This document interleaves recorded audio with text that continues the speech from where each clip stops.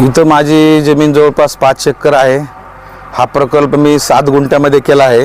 हा प्रकल्प करण्याचं कारण म्हणजे मला बीड जिल्ह्यात मत्स्य व्यवसायाने थोडं मार्गदर्शन केलं, प्रशिक्षण घेतलं, पाटसला जाऊन प्रशिक्षण केलं आणि इथं मी 7 गुंठ्यामध्ये 25 टँकचा मत्स्य व्यवसाय केला।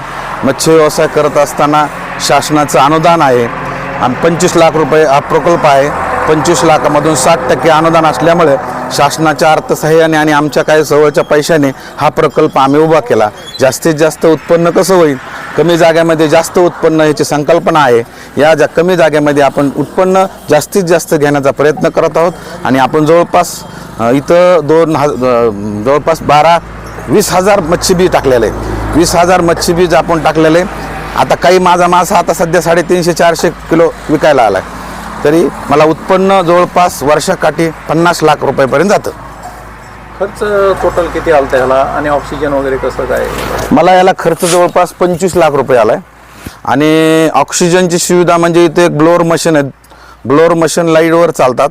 तो हवेतून हवा घेऊन ते टँकमध्ये 4 नळ्याच्या सहाय्याने खाली जाऊन तो ऑक्सिजन पाण्यामध्ये मिसळतो। मग तो ऑक्सिजन मिसळल्यानंतर तो माशाला ऑक्सिजन होतो आणि त्यामुळे आपल्याला सातत्यानं पाणी बदलायची गरज नाही, कारण तो ऑक्सिजन तिथं तयार होत असल्यामुळे माशाला पाणी बदलायची गरज नाही। मग कमी जागा कमी पाणी ह्याच्यावर हा संकल्पना आहे। एकंदरीत आपला बीड जिल्हा हा दुष्काळी जिल्हा म्हणून सगळीकडे ओळखला जातो। या ठिकाणी शेतकऱ्यांच्या देखील आत्महत्या होतात, कारण शेतीमध्ये जरी माल आला तरी त्या मालाला व्यवस्थित भाव मिळत नाही किंवा माल पण व्यवस्थित निघत नाही। यामुळं ही जी मत्स्य शेती आपण करताय हे किती फायदेशीर आहे, कारण शेतीला जोडधंदा म्हणून फायदेशीर ठरू शकते?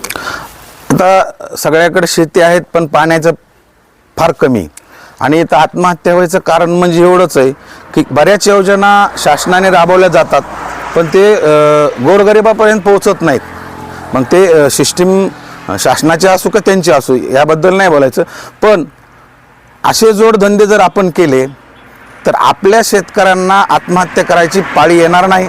कारण जोडधंदे करत असताना आता कमी जागेमध्ये उत्पन्न घेणं आणि दुसरी गोष्ट आपण जे बी उत्पन्न काढतो त्याचा योग्य भाव हा आपण नाही ठरवतो, व्यापारी ठरवतो। ही एक चूक संकल्पना आहे। त्यामुळं मी इथं मत्स्य तयार करतो, इथला मीच रेट ठरवतो आणि मीच विकतो। जो मधला व्यापारी आहे वर्ग त्याला मी कुठेतरी बाजूला सारून ग्राहकांना विकण्याचा प्रयत्न करतो। अशाच प्रकारे जोडधंदे करून लोकांनी आता इथं मी मच्छीपालनमध्ये कुक्कुटपालनसुद्धा गावरान कोंबड्या केल्या आहेत, बदक आहेत आणि अशा प्रकारे जर विविध जर योजना केल्या आणि डायरेक्ट त्या ग्राहकाला ऐकलं तरच आपण कुठंतरी आत्महत्या रोखू शकतो आणि हा दुष्काळ भाग कुठंतरी सुपीक चांगला आणि व्यवस्थित केला जाईल असं मला वाटतं।